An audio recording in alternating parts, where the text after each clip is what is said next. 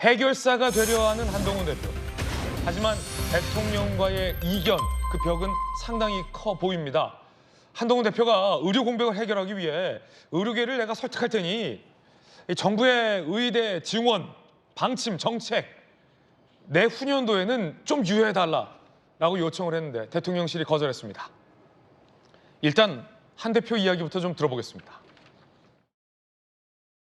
꼭 국민들이 원하는 의료 개혁의 본질과 동력을 잃지 않으면서도 지금의 상황에 대한 국민들의 걱정과 우려를 경감시킬 수 있는 대안 마련이 필요하다는 게 제 생각이고, 그런 여러 가지 의견을 정부와 나눈 바 있습니다. 그렇지만 논의 단계이기 때문에 그 내용에 대해서 제가 상세하게 설명드리는 것은 적절하진 않은 것 같아요. 그 정도 말씀드리겠습니다. 한동훈 대표의 이 발언을 해석하면 어차피 내년도 의대 증원은 정부가 원하는 대로 결정이 됐으니 그대로 증원을 하고 내후년 의대 증원을 잠시 유예한다 하더라도 정부가 추진하고자 하는 의료 개혁의 동력이나 본질이 상실되는 것은 아니다. 여유 있게 좀 생각하자라는 뜻으로 해석이 됩니다. 이에 대해서 대통령실에서는 거절을 했다는 보도도 나왔고요. 그걸 한덕수 국무총리가 한 번 더 확인했습니다. 한동훈 대표의 의대 정원, 증원 유예, 제한 검토. 정부로서는 그건 좀 어렵다라는 결정을 했다라고 밝혔습니다. 이 정도면 단칼, 단호박 거절입니다. 사실 여러 가지 거절의 기술이 있습니다만 김용주 의원님, 내심 거절하더라도 한 대표가 제안한 방안을 포함하여 각계각층의 목소리를 저희 정부로서도 주의 깊게 듣고 있는 중입니다. 라고 말씀하셔도 아는 사람은 저 거절이구나 라고 해석할 텐데, 이거 아예 단호박이에요. 그건 좀 어렵다. 한덕수 총리가 이렇게 얘기했습니다. 부시장도 하시고 국회의원도 하셨으니까 그건 좀 어렵다라는 총리의 답변은 완전 거절로 봐도 됩니까? 그렇습니다. 그러니까 기본적으로 관료주의의 기본적인 행태가 한번 발표한 것을 자기 입으로 바꾸는 것은 거의 질색을 하죠. 팔색질색. 질색을 합니다. 네. 그래서 우리가 할 수 있는 칼은 말하자면 한덕수 총리를 교체하거나 경질하거나. 예.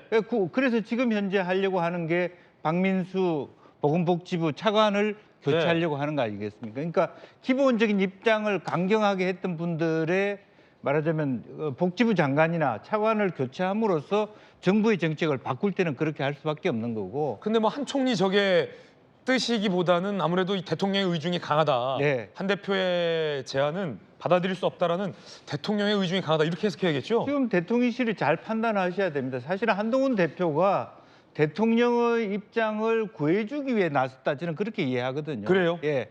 그래서 제가 드릴 수 있는 제안은 오히려 이때 한 대표가 직접 무슨 2026년 의료 정원 가지고 정부에 제안할 것이 아니라 네네. 이 의제를 대통령실에서 일단 손을 떼고 국회로 가져오면 어떻겠습니까라고 얘기하면서 그러면 더 화내시지 않을까요? 손떼라고 했다고. 한해더라도 저는 오히려 대통령실이 뭔가 이 난국을, 예를 들어서 보십시오. 추석 전후에 다시 한번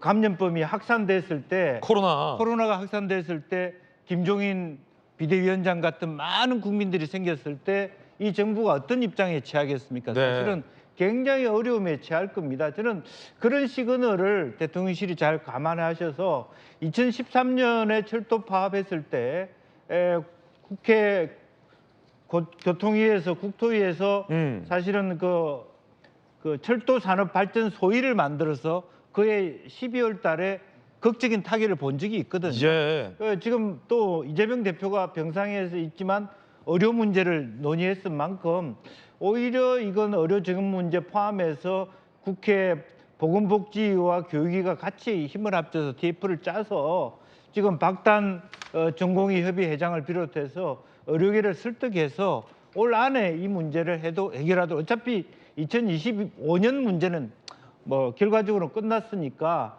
그야말로 한동훈 대표가 얘기하듯이 2026년부터 어떻게 할 것이냐. 지금 박단 대표가 SNS를 쳤다는 것은 의료계도 일정 정도 유연하게 정부에 협조할 말하자면 마음이 돼 있다라고 하는 부분이기 때문에 이걸 시기하면 안 될 것 같다는 생각이 듭니다. 일종의 어떤 전공의들이 다시 병원으로 돌아올 수 있게 하는 네. 명분만 만들어주면 박단 대표의 어떤 뉘앙스를 봤을 때 명분만 만들어주면 전공의가 돌아오고 그러면 의료 공백은 어느 정도 해소가 되니까 현재 단계를 좀 보면요. 정혁진 변호사님, 네네. 일단은 넘어야 할 산은 많습니다. 한 대표가 의료 공백 사태를 좀 해결해 보고자 적극적으로 움직이는 것 같고요. 뭐 잠시 후에 저희가 의논해 보겠지만 의료계가 요구했던 보건복지부 차관 교체도 건의할 걸 지금 검토 중에 있다라는 보도도 나오고 있거든요. 네네. 만약에 대통령실에서 그래 한 대표가 한 대로 얘기한 대로 내후년도 의대 증원 문제는 우리 정부가 좀 여유 있게 생각하겠다. 어차피 내년은 증원이 되는 거고. 하지만 증원의 방향, 의료 개혁의 방향은 멈출 수 없다라는 전향적인 입장이 나온다 하더라도 이게 전공의와 의료계에서 그것만 가지고는 우리 복귀할 수 없다라고 나올 가능성도 여전히 있거든요. 네네. 뭐 전공의 단체뿐만 아니라 의협 회장이 워낙 완강한 인물이고 뭐 정치권으로 본때를 보여주겠다 뭐 이런 인물이기 때문에 의료계에서 안 받아들일 가능성도 있는데 아직 그 단계 가지도 못하고 대통령실 단계에서 지금 막힌 상황이에요. 네네. 그런데 전 어떤 생각이 드냐면요. 그럼에도 불구하고 한동훈 대표는 저런 그 건의를 대통령께 드려야 된다. 왜냐하면 중요한 거는 국민들이 지금 불안해하고 있지 않습니까? 예. 국민들 불안을 해소하기 위해서 할 수 있는 모든 일을 여당 대표 다 해야 된다. 베스트는 뭐냐면요. 의사들의 공감을 얻어서 의대 정원이 우리 사회에 꼭 필요한 수준만큼 적정하게 증원되는 게 이게 베스트 아니겠습니까? 그런데 지금 몇 달 동안 총선 끝난 지가 벌써 며칠입니까? 4개월도 넘었단 말이에요. 그 긴 기간 동안에 우리가 확인한 건 뭐냐면은 지금 어쨌든지 간에 윤석열 정부가 의사들로부터 공감을 얻는 데 실패했다. 전 그렇게 보거든요. 예. 그러면서 지금 상황이 악화돼서 김종인 전 비대위원장 같이 우리 사회에서 다 알려진 사람조차도 응급실을 뺑뺑이 할 수밖에 없는 이런 상황까지 도달했다. 그 이야기는 뭐냐면요. 웬만한 사람들은 지금 응급실 가면은 문전박대 당하고 그러면서 그냥 혼자 그냥 참을 수밖에 없는 그런 상황까지 몰리고 있는 것이 아닌가. 저는 그런 생각이 든단 말이죠. 이러다가 진짜로 대란이 오면 어떻게 할 것인가. 여기에 대해서 정부가 과연 신뢰성을 갖다 줄 수 예. 있는가. 그런 문제가 있으니까 지금 저는 어떤 생각이 드냐면 자 그런데 그에 대해서 네네. 여당 대표의 제안에 대해서 한덕수 총리는 그건 좀 어렵다는데요. 아니 그러면은 이게 제가 어떤 생각이 딱 드냐면 우리 애가 있어요. 걔가 딱 이러는 거예요. 고등학교 때. 아빠, 나 서울대 의대 갈 거야. 예. 그러면 듣는 제 입장에서 얼마나 기분이 좋겠습니까? 그렇죠. 야, 우리 아들 공부 열심히 해서 서울대 의대 간대.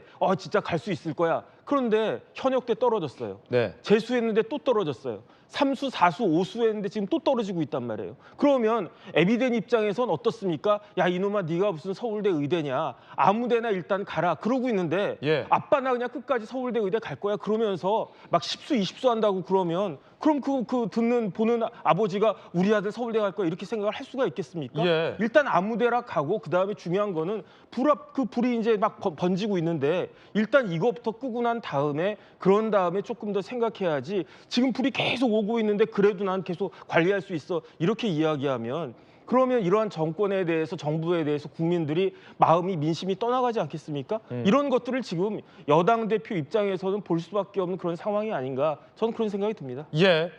자 그러면 이제 대통령과도 가까웠고 또 여당의 중책을 지냈던 양쪽과도 두루두루 가까운 전재 의원께서 보시기에는 이거 어떻게 됩니까? 의견이 이렇게 다른데요.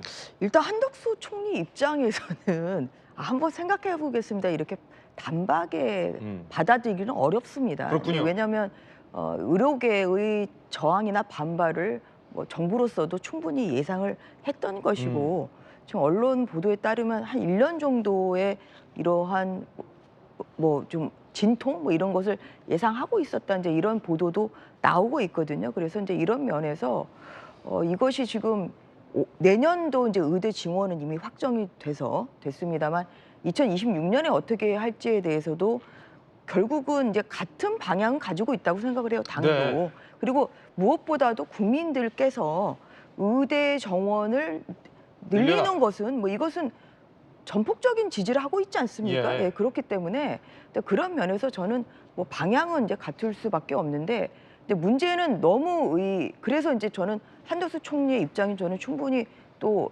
단박에 받아들이기는 어려운 사정이 그렇군요. 있었다 이렇게 생각을 합니다. 총리로서도 바로 공개적으로 그럼요. 아이 좋다 할 수 없다. 그런데 이제 앞으로 이렇게 말을 꺼낸 이상은 네. 또 당은 당대로 또 역할이 있기 때문에 왜냐하면 지금 이러한 조금 있으면 추석이 다가오고 있는데 예. 지금 그러면 지금 응급실도 지금 닫는 데가 여러 군데 늘어난단 말이에요. 그래서 뭐 응급실 문제 그리고 또 코로나 바이러스 환자가 지금 늘어나고 있는 상황에서 당연히 제대로 진료를 받을 수 없는 걱정을 하는 분들이 많이 있죠. 그리고 또 보건의료연대에서 네. 또 뭐 조만간 파업을 하겠다 지금 이렇게 예고를 하고 있기 때문에 의료 대란이 일어날 수도 있는 그러한 위기 의식이 있는 지금 상황입니다. 그러면 여기에서 당은 어느 정도의 물꼬를 트는 역할은 충분히 할 수 있거든요. 그래서 한동훈 대표가 이번에 꺼낸 이런 이야기에 대해서 조금 더 이제 당으로서는 좀 더 실효성 있게 이렇게 좀 정부와도 좀 설득을 하면서 또 대화를 해가고 그리고 지난 20일에 이 방안에 대해서 박단 전공의 대표와 만났을 때 한동훈 대표가 또 거기에 대한 언급을 했다는 거거든요. 그래서 좀 이렇게 그 전공의와 정부 사이에서의 완충제 역할을 좀 당이 지금 나설 수 있는 건 당밖에 없습니다. 그래서 이런 역할을 좀 할 수밖에 없는 상황이고 자 그럼 이 부분에 대해서 대통령실에서는 충분한 협상 대화가- 불가라는데 근데 대화가 그래도 계속 해야 되겠죠. 당이 할 수 있는 게 있습니까? 30일에 그래도 이제 또 그 당 지도부와 계속 건의. 예, 또 만나는 그런 계획이 있기 때문에 뭐 그런 데서 또 좀 할 수 있을 것 같고 그래서 또 이 부분에 대해서는 지금 현실 네. 어떤 그런 의료 대란 사태까지 만약에 더 번진다고 하면 그러면 정부로서도 어느 정도의 그런 그 대화가 필요한 상태이고 좀 그런 상태이기 때문에 좀 당이 저는 완충제 역할을 하기 위해서 지금 이러한 이야기를 꺼낸 거 아닌가 하는 그런 생각을 가지고 있고요. 그리고 또 여론의 추이를 좀 보면서 추가적인 협상 여지가 저는 충분히 있다고 생각을 합니다. 예. 한독수 총리가 그건 좀 어렵다라고 했지만 정부 입장도 있고 해서 거절할 수밖에 없다. 하지만 계속 당도 설득하면 정부로서도 협상의 여지가 완전히 닫힌 건 아니다. 예, 그렇게 저는 생각하고 그렇군요. 있습니다.